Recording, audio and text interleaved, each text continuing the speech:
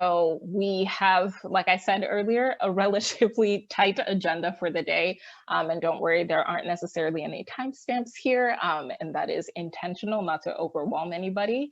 But for today's workshop, we'll be doing a little bit of this, right? So some introductions, who we are and why we brought everybody here today to engage in what we hope can be a really wonderful workshop on this truly large topic, but in a way that might feel slightly relevant for a lot of the folks on the call. And then we'll also do, spend a little bit of time really talking about the typical housing development process in the city and help inform what you'll all be doing in each of your breakout groups a little bit afterwards. And then we'll come back into this space to really share out the different visions that you've all laid out on how we can think about making this process, right, the housing development process, a more equitable one for all folks and all residents in the city of Boston. And truly at the end, saying a thank you to all of you who may have attended a few of our previous conversations or have been a part of this Future Decker exploration. And we're looking forward to hopefully continuing to build these partnerships and relationships with you all. And so on that note, I will actually pass it to my colleague, Jenny Efron, who will speak a little bit about who we are and what we'll bring to the table today. Hi, everyone. Thank you, Wandy, and thank you all for being here. I'm Jenny Efron. I'm the Policy Director for the Boston Society of Architecture, and I'm very happy to be working closely with Wandy and Taylor Kane throughout this fellowship period, which we're about a year into right now. So I'll just give you a little bit of a background. So the BSA is the local chapter of AIA, and we are both a membership organization and a 501c3 nonprofit. And the Mayor's Housing Innovation Lab, as you can see here, started in 2015, and they focus on piloting and scaling affordable housing innovations. This fellowship is sort of a formalization of past collaborations where we explored compact living and had a traveling roadshow of a compact unit and helped to work together on the first housing innovation competition. We have also worked together on ADU pilots throughout the city. And so now we are working on this project now about middle scale housing. And in this past year, we've done a lot of community outreach, which of course went digital, but now have a virtual exhibition called Future Decker on the BSA website that has been up for like 2 months now. And so this is an exploration of the iconic triple decker and its past, present, and future potential for affordable middle scale housing. It's part of our ongoing exploration, and it has included community conversations that we had prior to the exhibition and ones that we have now. So the conversation series has included an opening event, one about sustainability and affordable housing, and then one about financing and financial issues that triple decker owners face. This is the last program as part of this exhibition on anti-racist design. It was actually going to be the opening one, but I think that we're pretty excited that it can be the closing one, and that in that sense, rather than a panel discussion, it can be a workshop where we can delve deeper into how we might actually go about applying anti-racist design to our work and how we think about that and what it means to all of us. And now I'd like to pass it on to Dr. Taylor Kane. Great, thanks Jenny, and thanks Wandy, and thank you for everyone that's joining for this workshop today. So while the focus of the space will really be on the housing development process, we wanted to start by taking a bit of a step back and talking about our landscape, our urban landscape, and how it is deeply shaped by race historically, and that is ever present in our contemporary landscape, and that you can really see this through the history, but also on current uses of triple deckers. So while triple deckers are incredibly beloved now, when triple deckers were first created, when we look at the history of these building types, when their occupants were working class families, immigrant households, eventually African-American households as Boston experienced different patterns of migration, they became structures that were underinvested in, ultimately devalued, and in many cases demonized, referred to as the triple-decker menace, and very much associated with the occupants of those housing types. And just as those building types became associated with their occupants, this was a pattern that you also saw replicated in how we talked about neighborhoods in the city, and assigning value to those spaces based on the residents that called those neighborhoods home. So we know about the history of redlining in Boston, but also this is a story that is familiar to many of our nation's major cities, where parts of neighborhoods or parts of cities where you saw large percentages of residents of color were given lower grades in terms of this rating system and faced greater difficulty getting access to loans and financing that would have enabled folks to really be able to claim ownership or access home ownership in the city. So today, our landscape continues to be shaped by this history of triple-decker development, but then also the decline of the production of this housing type, and then also how our city is organized in terms of racial residential segregation. So we just did some mapping and visualization to give us a sense of where do we see triple deckers in Boston, and how does this relate to the history of redlining in our city. And you can start to even visually just see the concentrations of areas where we have significant amounts of triple deckers are often the places that were categorized as being hazardous or non-desirable places to live in our city as rated by the redlining process. So I'm going to turn it back over, yes, to Wandy to kind of shepherd us into the next stage. Perfect. Thank you, Jenny and Taylor, for that wonderful overview, and for really helping set the tone for what we hope, where we hope this conversation can go.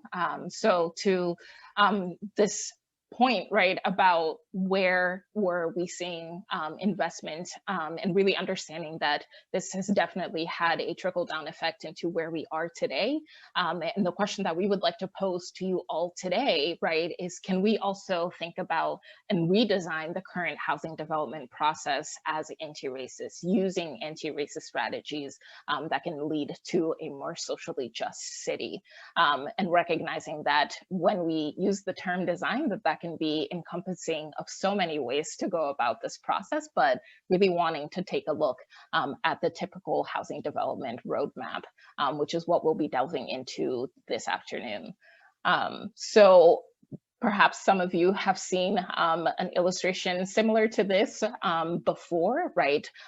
But we really wanted to visually put this out there in a way that might be legible for folks, and recognizing that the ways in which housing development takes place in the city can really go about these different pinpoints along a roadmap. So we can think about housing development when we're talking about the types of land that are available for development, right? So this can be either publicly owned land or privately owned land, and then also thinking about the process in which from where we'll then go to being able to actually sell or rent homes in which folks will be able to eventually move into.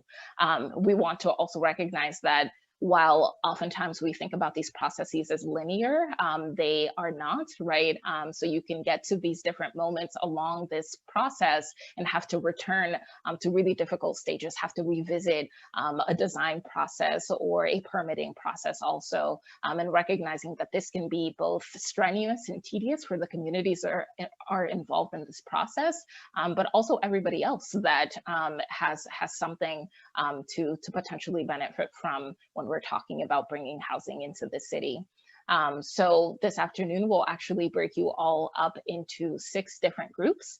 And each of the different groups will be facilitator. You'll have 2 facilitators in each of the rooms who will work into these different sections along the roadmap.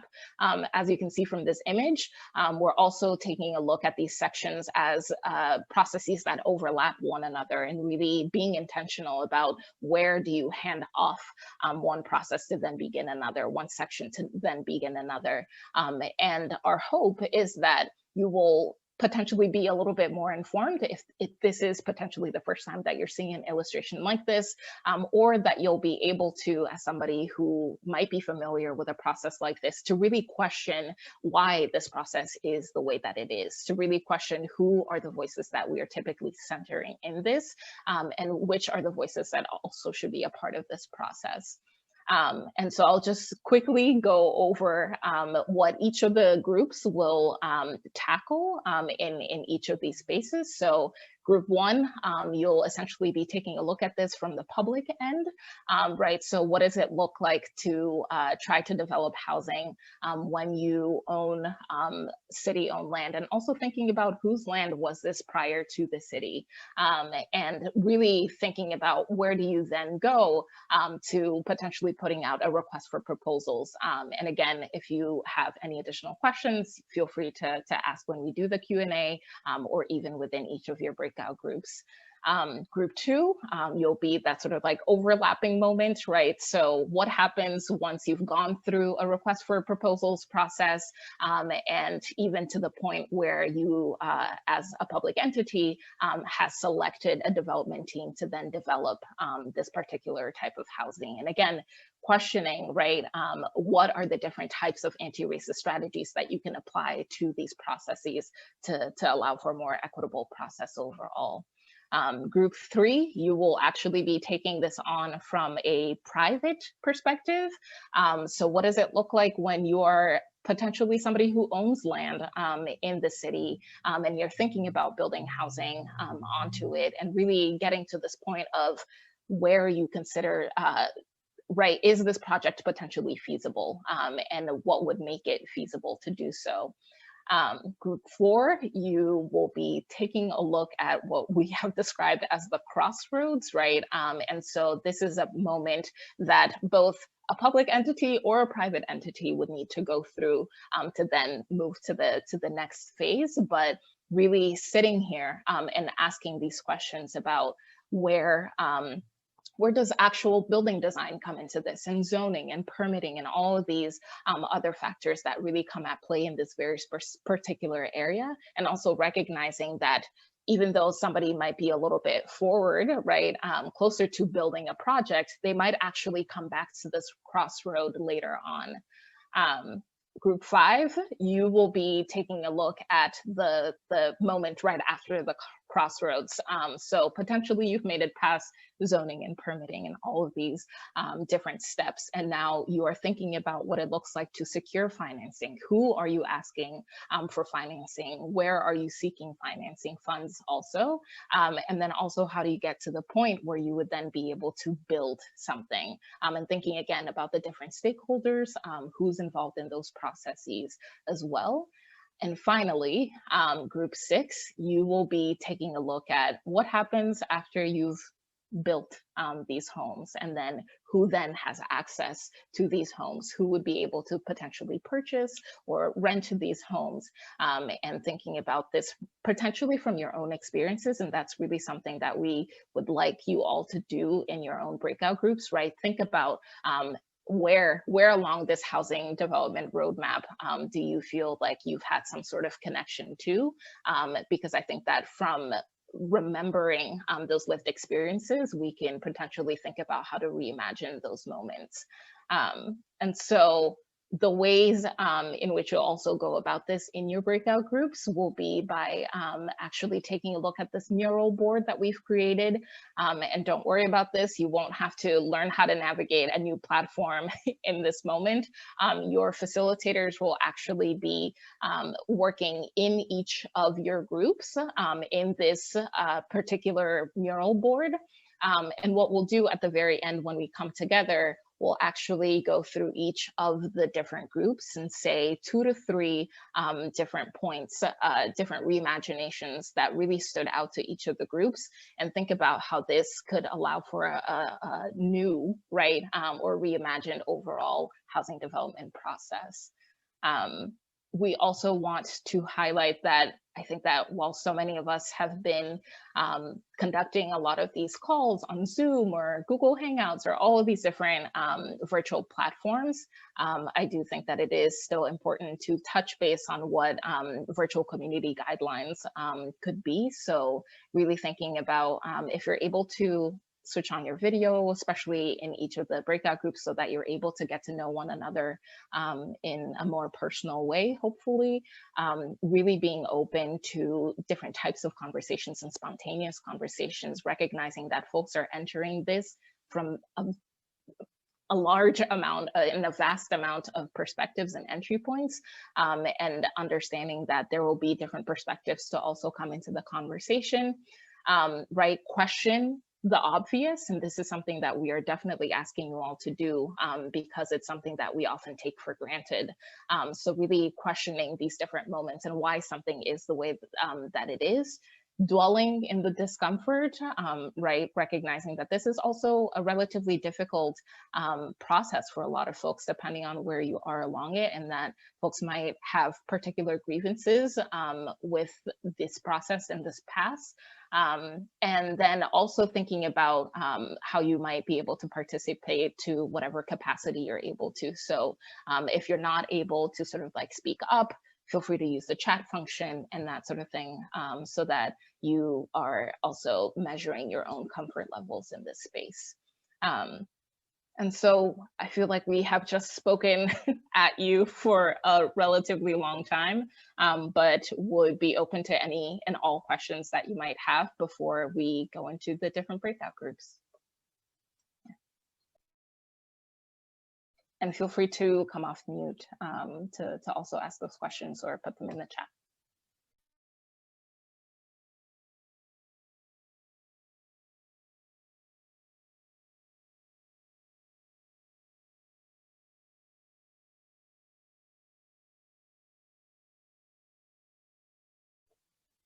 Just recognizing that maybe seeing each other's faces might be helpful.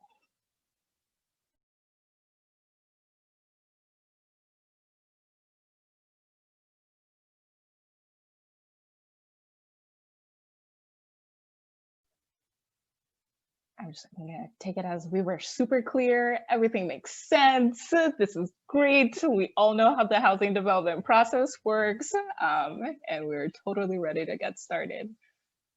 Great. Before we get started, and I really do hope that you had some great conversations in each of your breakout groups, but the folks might already know how to go about this, but I think that in your groups, you might have actually designated a person that will then present on behalf of the group so that we're able to hear back from everybody. But if you would like to raise your hand to sort of add to it, because I think that, you know, with this exercise, we're hoping that we can build on each other's sort of like sections and processes. And so if at any point you would like to speak, just feel free to raise your hand and we can take it from there. Yeah. But what I can also do is go into this board that you should now be familiar with. Can everybody see my mural board still? Yeah, great. So yeah, thank you for doing this exercise, for going on this journey with us. We're really excited. I think that the folks that were not in any of the breakout groups, we were really excited to sort of like see this happen in real time and see what kind of comments you were writing down. And we had a lot of questions for each of the groups also, but would love to hear from somebody from group 1 if we could get started. I'll try not to give anybody vertigo, so I will slowly zoom in to the first section, but just wanted to give you all an overview as to what this currently looks like in this final design. But group 1, whoever would like to share with us, please feel free to come off mute. I'm happy to get us started, and if anyone needs to jump in, please do. But we had a really good discussion about the sort of site selection part of this process, and really trying to think about what could possibly come before we even think about the site. And so we had a pretty good discussion about how we might prioritize the history of the sort of land in question and its context. So we were thinking along a spectrum, right? Thinking about, is there a way that site criteria could reevaluate redlining, redline districts more explicitly? Is, there a way to really prioritize Indigenous folks in this whole process by thinking about beyond land acknowledgement, how the land was used and how they might think it should be used? And so really trying to center Indigenous folks in the way that we think about land, as well as, thinking about demographics more thoughtfully. And so there was a bit of a spectrum in there about how we prioritize history and land and context. We also were thinking a lot about how ideas are gathered from the community and at what point community is involved. And so, especially learning from COVID times, trying to hold on to the parts of engagement that shifted and changed that allowed for more diversity and inclusivity, but also recognizing the challenges in some of that too. And so wanting to hold on to, digital engagement, but really trying to address inequities around access to internet and wanting to also think creatively about other ways to go beyond the physical or just the digital meeting format and really start to think about, just other creative ways and how do we sort of encourage and mandate that somewhere in this beginning process.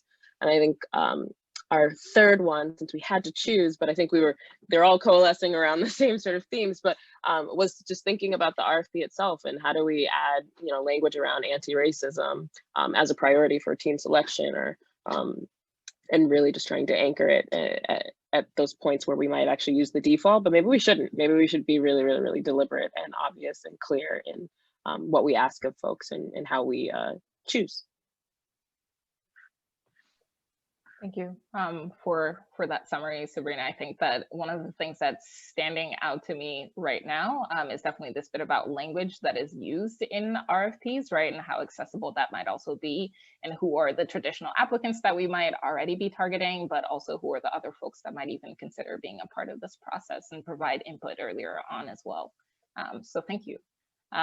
Group 2, you overlapped with this first one. How did your discussion go? I unfortunately have some dogs going crazy in the background, so I'm going to say a little and defer to some of the members of our group because we had a great discussion. And I was thinking about how the last group mentioned the pathways, needing more creative pathways to engagement. And that was something we discussed a lot, like where are there points to intervene in the system too to create more equitable forms of engagement? So we discussed how it should be on, it can't just be designers, but it also can't just be city. And we looked at different points of the RFP process. So one of our points is city representatives and that selection committee should reflect neighborhoods concerned in an RFP, including members of the community. So rethinking what city agencies look like, how they should look like the neighborhoods they represent, but also rethinking what a selection process looks like once developers respond. So could you actually have community members vote in the process? Could you bring CDCs and nearby resident assistance groups to the table when you're deciding whose project is ultimately the one that's going to be built?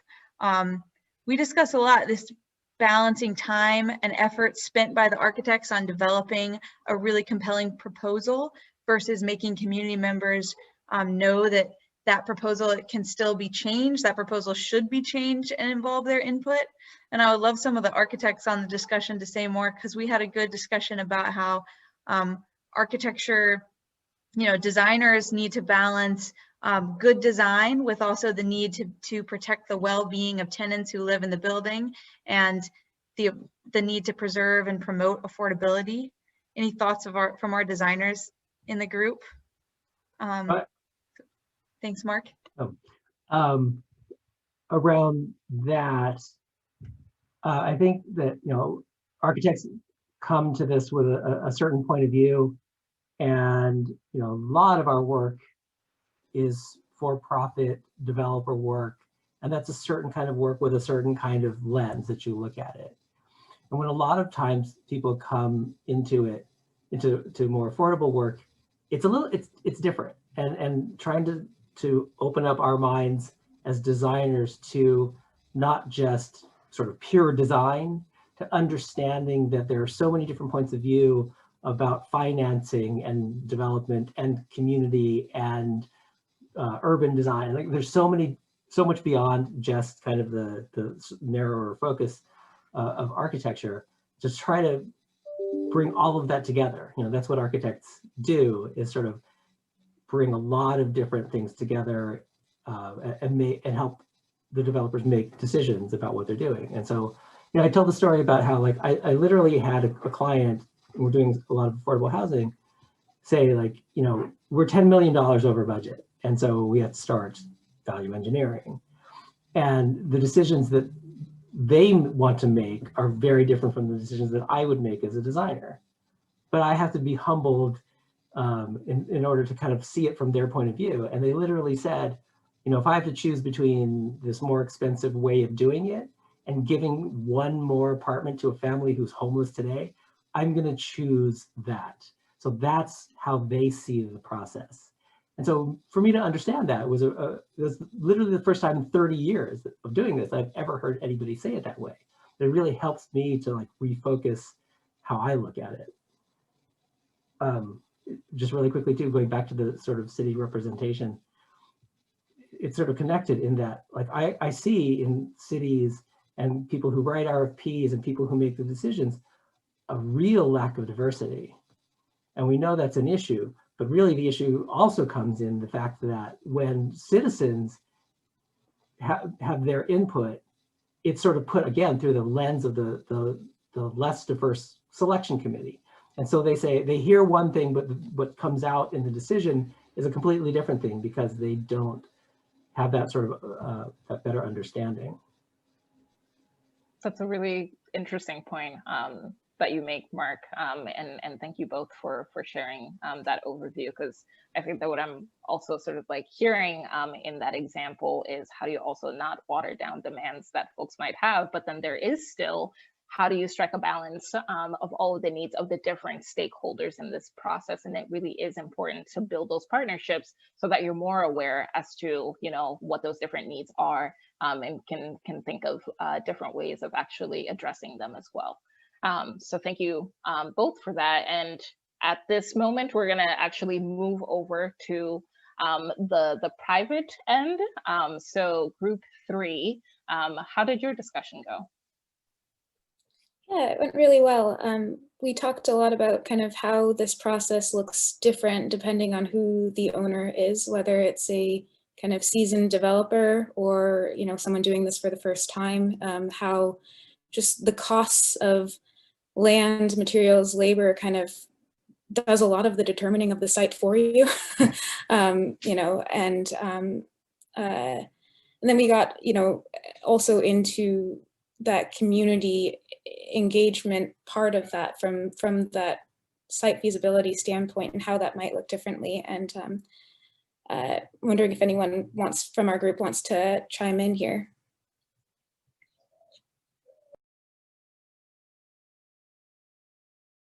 I'd like to add something, and this actually is kind of related to Mark's earlier point and ties back to Sabrina's point.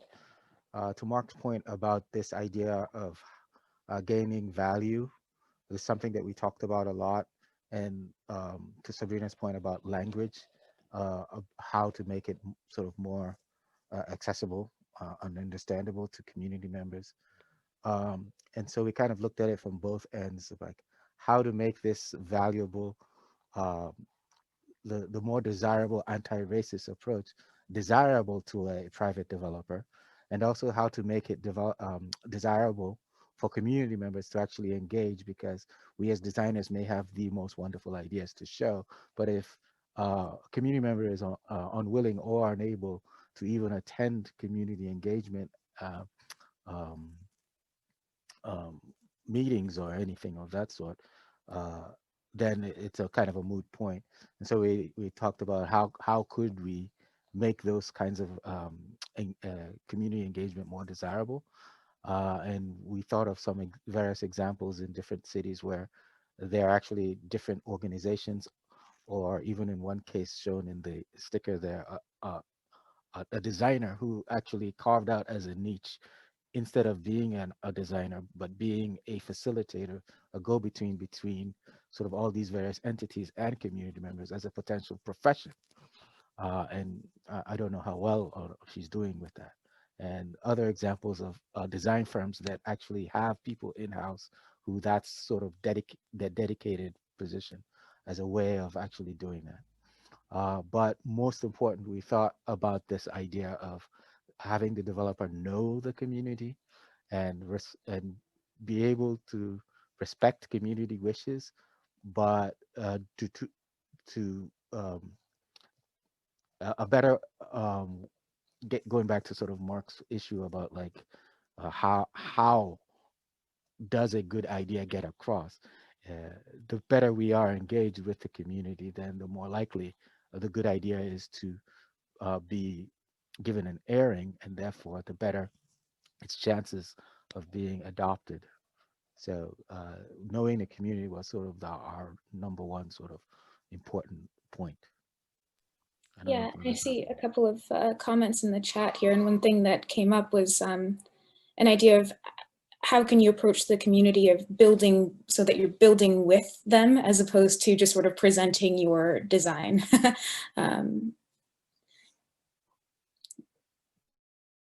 Yeah, which I think, Whitney, to your earlier point, also is determinant on who is the person that owns the land, right? And is this their first time doing it? Is this somebody that has always had a dream for what might happen on this particular site, or somebody with, you know, more sort of like experience under their belt? But really, really great to hear these examples, not just from the area, but also beyond. And curious to also hear, I'm noticing a lot of sort of like stickers and suggestions. So really looking forward to hearing from group 4 about this incredibly complex moment along the roadmap. Yeah, I think a lot of the things that group 3 was just talking about were a big part of our conversation. We spent, I would say, most of our energy thinking about how is the community a real part of the Crossroads process, which our kind of stated points included traditional community engagement, the kind of review and zoning and permitting processes of a project, and the evaluation of feasibility.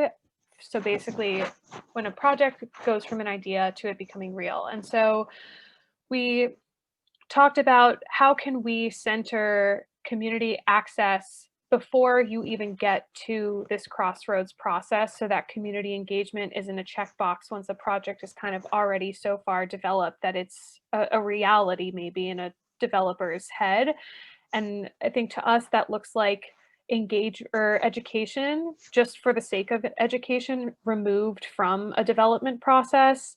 I think it also, we talked about giving the community a real opportunity to be shown how to form their own team or form their own development entity in a way. And can that be facilitated by either as a requirement of a private partner for another kind of like in partnership with another city development process? Can we require, like, if you do this thing, developer, then you must be the facilitator for the community for something else? Or can we be hiring in the same way that we have public defenders, for example? Can we be hiring public architects and public developers to be the stewards of the community's desires so that they are the people developing a project to begin with?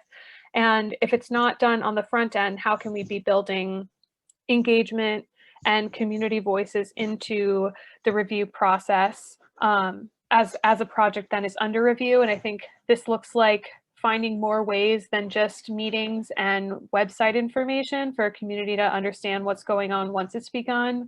It's offering more opportunities for a community to see how a project is evolving, instead of expecting that what they see before a project files will be the end goal, because a lot happens during this review process, that the community is often not kept up to speed. And I think group 3's point about whether that's a developer hiring a professional community facilitator, or whether it's the city paying some kind of community organization or facilitator to be part of this process.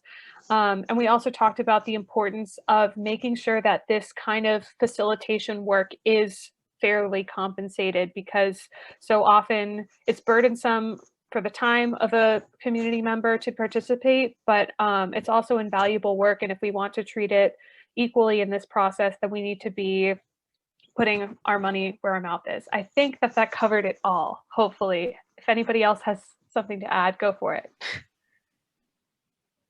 I'm going to jump in on Natalie's behalf, because something she mentioned, and we heard from group 3, I think Jonathan was saying, we need to kind of shift the incentive structure in these projects. And that's not unique maybe to the Crossroads section of the process, but when it's only profit driven, we're really missing the significance of the triple bottom line, where the people in the community this is serving and the environment that it's within is equally, should be given equal weight to what is only a profit driven model. And thank you for bringing up profit also, which is, I think, is going to be a great segue to the next group, but truly thinking about, we are reimagining this process, but part of the assumption here is that there is financing that is directly connected to this, right? And thinking about housing as a commodity, and how do we potentially even consider different ways of engaging with the idea and the construction of housing in that way as well.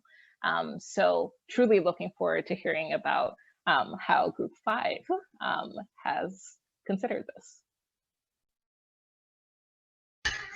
So I'll kick us off here. So yeah, our group, I guess we didn't post as many of the sticky notes here. We only got our 4 up there, but the quick summary here is that we spent a lot of time looking at the idea of policy, and how does a lot of what we're talking about now, like all the other groups here, how does that get baked into budgets and development projects before they even begin, early on? How do we set up ourselves to have money available for that? And oftentimes that needs to, we basically said a developer won't spend that extra money unless they have to, or unless they're a community-based type of developer, right? They'll do as much as they possibly can to meet that bottom line and get that. I think the baby disagrees. I agree. He was actually trying to play with me here just now for a second, and that's why she had to take him away. And so how do we bake that money in early on to the project? Is one of the pieces there. Investing in the people themselves, so empowering people through the process, the full and accurate representation of the people in the community. So oftentimes we have community groups that may actually not be representative of the community as a whole. Sometimes we found that louder voice is actually not the biggest voice.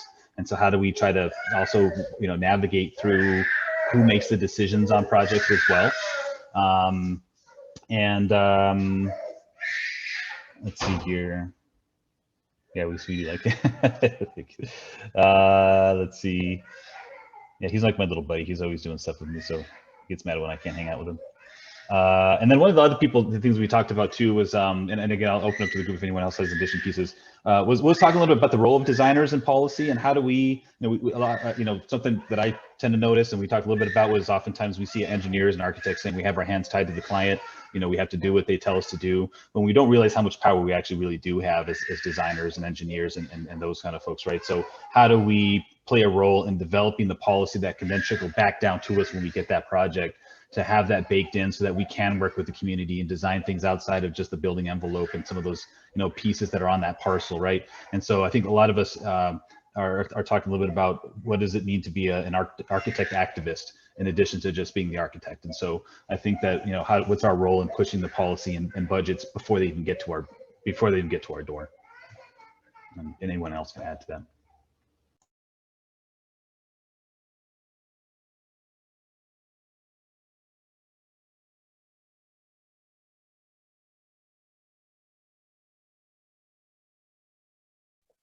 We're in full agreement.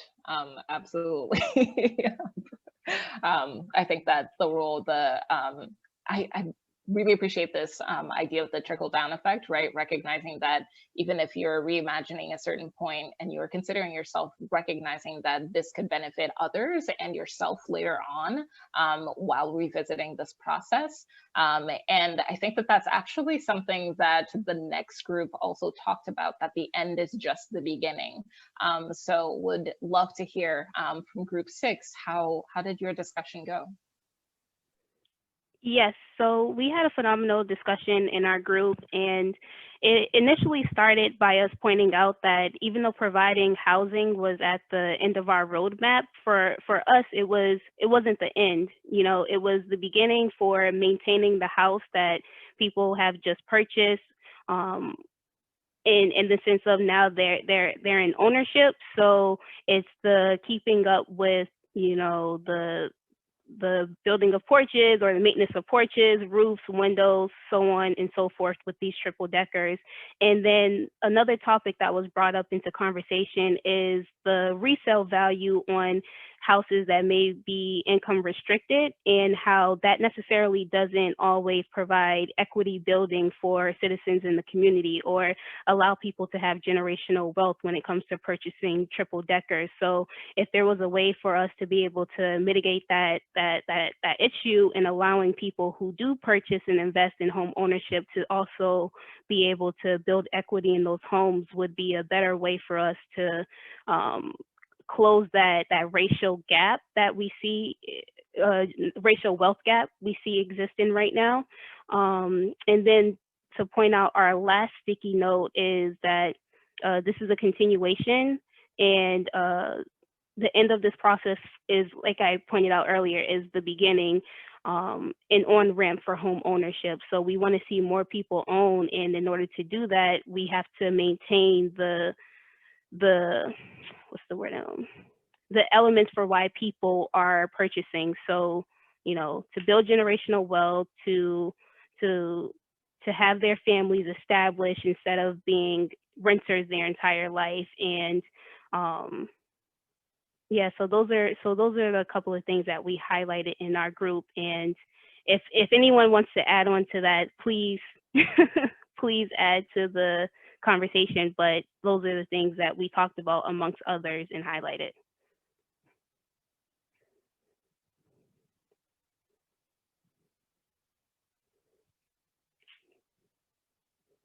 Sorry, I see some of the comments in the chat. Yes, Sarah, would you mind elaborating on that also? I hate to jump in on anyone's conversation. I agree 100% about the questioning deed restriction. The tool that our primary tool through the city and through building affordable housing is to say that if you are buying this building at a certain percentage AMI of the area median income, and you're given a discount, let's say, on it, that you can't sell it ever for more than that same percentage. And so, I mean, when we're talking about markets like Boston, where the inflation is just astronomical, like in a good way for homeowners with money, this means you can sell your house for even more than you ever purchased it for. And we've taken that opportunity away from families in these deed restricted spaces. And I question it. Sarah, and I was one of the brought up this thing in a team is like, it's a segregational way of keeping folks not moving along. Is this willingness of the government to provide, but at the same time to tie you down and don't let you progress. And it is something that really affects people, and it needs to end. It needs to find another way of doing this. I know we want to control the market, but for whom? Because at the end of the day, this segregation will be taken over by somebody else. There is not the people living in the community. It would be those capitalism that is gonna come over and then, you know, start bringing the little needles into the community and completely changing the environment, and, you know, people have to start moving out. And this is how you completely literally displace people. And it's because you have these tight markets where they never move. And when someone with money decide they want to take over, for example, I was saying Roxbury, It's easy for them to do. Their housing is tied to a number they can easily afford, and they can afford to move out. So, I mean, that needs to end. But I also want to highlight that map, when we were talking about that a particular housing things, is also missing other key elements for people to succeed in racism, education, and other areas that needs to be provided by the community of architects and other developers for the community to succeed needs to be present too. We always focus about housing because it seems, you know, that's our major problem in some other areas. But if education is not given to them, job opportunities are not given to them in preparations, you are completely segregating people to maintain this way of living and not giving them an actual opportunity to move on and actually, you know, say, let me just get to the next better place. So that map, to me, I was saying to my group, it shouldn't be open. It should be a loophole right now. It is that. It's that continuous staying in the same place. You're not really moving out. You're not going anywhere unless you really hit the jackpot or something. I don't know. So, thank you.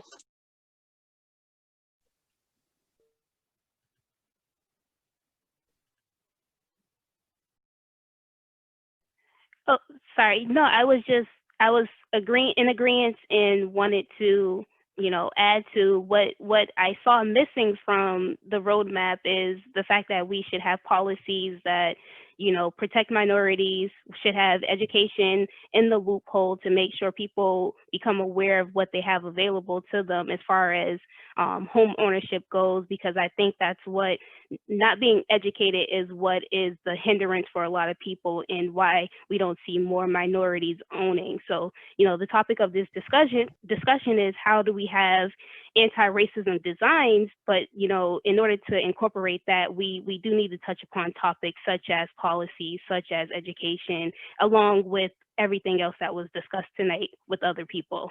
So I just wanted to agree.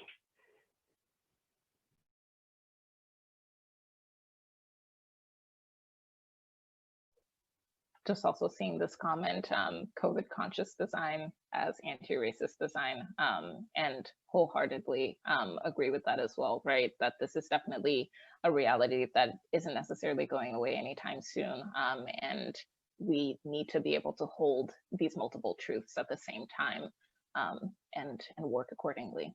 So truly, thank you all for sticking around, for engaging in conversation with one another.